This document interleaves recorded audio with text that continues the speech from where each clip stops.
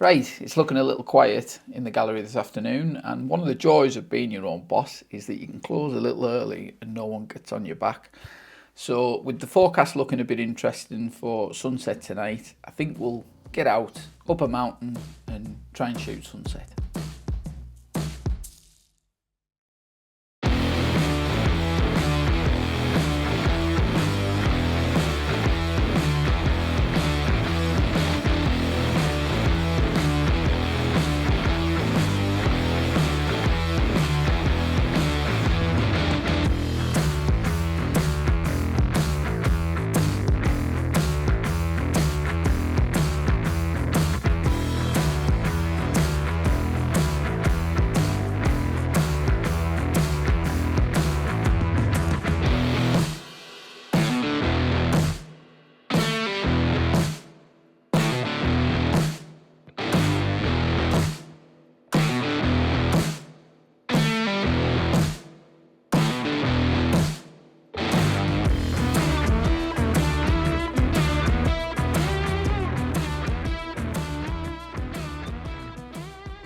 Right, I've just stopped for a moment on this lung-busting walk up from Honister Slate Mine up to Dale Head, just to film this little piece to camera because we've got a fair amount of weather coming my way and I've had to get the jacket on.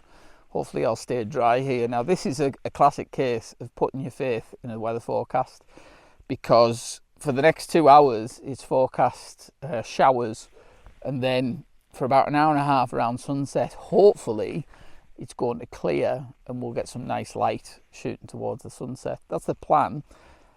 Reason I've come up here tonight is because I've had a lot of success in the past shooting these fells at sunset in the summer around the Buttermere area. It's a bit of a tricky one in the Lake District in the summer, especially around sunset, in that a lot of the popular views you'll often find tend to face the wrong direction, and you often find that your scene is in deep shadow quite early, even well before the sunset.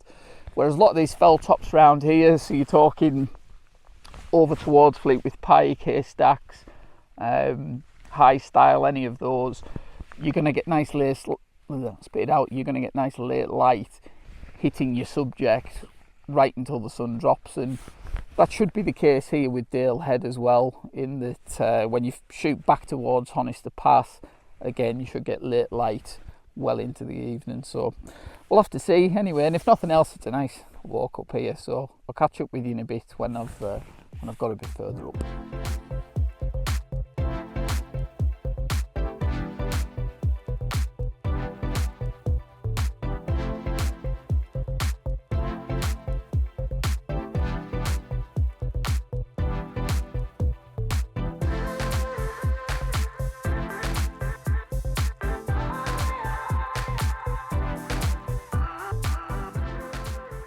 Okay, I don't normally film with this Z7ii, assuming that it's going to track my eyes and everything. I have no reason to think why it won't, but you never know, so hopefully I don't muck this bit up. I've just been looking on the back of the LCD there, and I can only assume it's a preview, like a colour assist thing, because my face looks really red on the back of the camera, even though I'm shooting in a flat profile, so yeah, hopefully I don't look like beetroot, because I'm not. But right, we're up the top of Dale Head and the views are absolutely fantastic. For me anyway, I mean, having done pretty much all the fells around here, I haven't done all the Wainwrights, simply because as a local, I know that several of them are not very good, basically, so I've never chased Wainwrights, but I've done all the big ones, and for me this view here is one of the best, I think, in the Lake District. And I was saying earlier about a lot of these fell tops in this area this time of year make a lot of sense at sunset because they face the right way. At the minute it's looking a bit of a 50-50 shot. It's better than it was half an hour ago. I've got about 2.5 hours till sunset, so I'm fingers crossed this is going to clear through and we're going to get a bit of light out on the horizon there. It is starting to just creep out a little bit, so we'll just have to see. Might be a strikeout, you never know, but that's landscape photography for you, and especially mountain photography. There's so much graft goes into just getting up to these viewpoints that your sort of margin of error a lot of the time can be very small. So yeah, risk reward, but hopefully it pays off tonight. Looking at the way the light is going to fall on both directions that I'm planning to shoot, I suspect I'm probably going to shoot a lot of longer lens stuff tonight. In the past, when I've come up here at sunrise, I've usually shot quite wide angle with light directly hitting the foreground, but I'm not really going to get that tonight, I don't think. So it'll be a case of shooting probably at the longer end of the 24 to 200. I've not brought the 100-400 up here because I wanted to save a little bit of weight in the bag, and it's a fairly hefty thing, and it takes up a lot of room as well. And I wanted to make sure I had the drone up here to capture some of these big vistas. But right, I'm gonna get some food because I'm absolutely starving. I wanted to get a burger on the way here just to fill myself up, knowing I had a bit of a walk, but never managed that. So it was a couple of packs of chicken fridge raiders, getting the protein in. So yeah, so I'm gonna grab a bite to eat, settle in, and hope for this light to get out.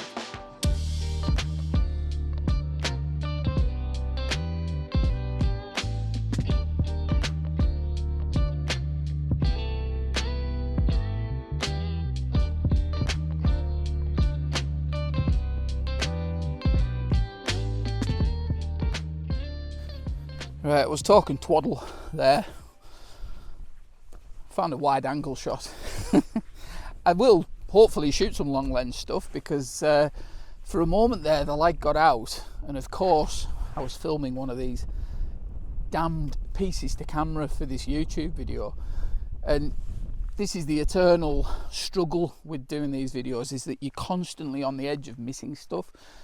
Scrambled over here, found a lovely set of jagged rocks that for the life of me, I don't know why I've not shot when I've been up here before. Don't know why that is, because they make a nice shot here. And of course, scrambling around with the light, I was making compromises with the composition. I did shoot a few in portrait, which look pretty decent, but I don't think they're quite as good as this one that I've got set up. But of course, the light's gone. So I'll put this shot that I shot in portrait on the screen, and hopefully this light's going to get back out and I can get the shot that I want here. Nikon, I've said this before, I'm sure other photographers have on here as well, is why do you keep chopping pictures in the camera destructively? Give us non-destructive crop previews. It's not difficult. I'm set up in square, and I probably will revert it back to 3x2 just so I've got the extra width on the left and right, but for visualizing, I'm seeing this as a square. It's why, to be honest with you, I shoot a lot of portrait frames rather than landscape frames, because it's much easier to exclude elements left and right. It's a rare day that you'll shoot a wide angle shot in landscape orientation and everything be where you need it to be. I often find anyway that you often find a lot of dead space on the right and left hand sides of the frame, so it's why whenever I shoot wide angle, as I say, I tend to shoot them in portrait. But I'm going to hang around here. I've got plenty of time, but this the clouds just thickened up again. So yeah, what I suspect is going to happen is if it does get out, I'm just going to have a mad scramble around for probably 25 minutes trying to grab what I can. So if it ends up being a bit disjointed, this video, I do apologise. But yeah, I'm going to stick this out and see how we get on. Right, I've just moved into position because that sun, hopefully the exposure isn't too bad here, you can just see it dropping underneath this cloud. We've got some absolutely amazing clouds out tonight. If you're just panning all the way around here, just some amazing texture. I just need that little slither to open up there and the sun to drop into it. Yeah, it's tantalisingly close. I don't know whether I mean, if I look behind me, there's not an awful lot of cloud, to be honest. It's a race against time for the sun to just drop into a clear bit before it gets snuffed out. I've been sitting around here for about an hour and a half since I last spoke to you. We've got about 3/4 of an hour till sunset, so I'm still hopeful. But yeah, if I can just get one shot here, I'd be pretty pleased with that. These things rarely go to plan. I had visions of getting the long lens out, shooting over towards Great Gable and Pillar, getting some nice layers, but it looks like this might just be one and done. But if I just get the one shot, I'll be more than happy with it. It won't be a waste. So yeah, come on.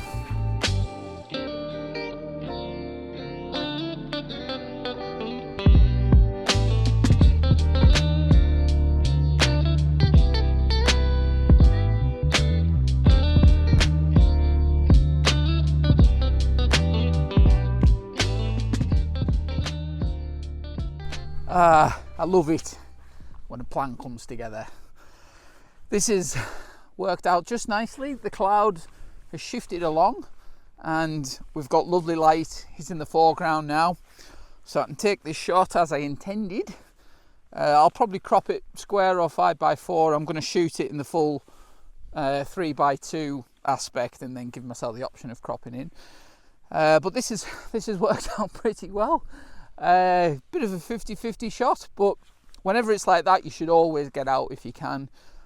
Tonight's been a good example of that. A few hours ago it was looking pretty grim, to be honest, but having many experiences up these fells over the years with this type of weather in the summer, there's always a good chance the last hour of the day it'll clear enough that you can get a bit of usable light, and as it turns out, this has worked out pretty well. Now, the way the sun's going, I don't actually think I'm going to get to shoot back towards Great Gable there. I was doing a bit of drone footage, and while I was doing it, the sun is now dropping into lower cloud, so I think this might be the only shot that I get tonight. This shot has worked, I think. Well, looks pretty good to me anyway. We'll have to see when we get back on the computer and process it. There was one little technical aspect that I didn't really explain before. A compositional element is that you've got the river that snakes down the length of the valley here, and what I was very conscious of was making sure that it's in between these two jagged rocks in the foreground.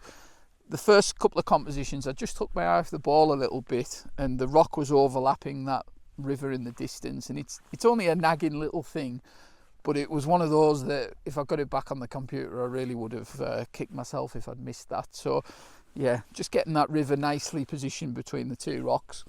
But that shot, about 18mm polarizer on just to cut down some of the glare in the mid-ground, and yeah, not a bad evening in the end. 50-50 shot, but when it's like that, you should always get out if you can.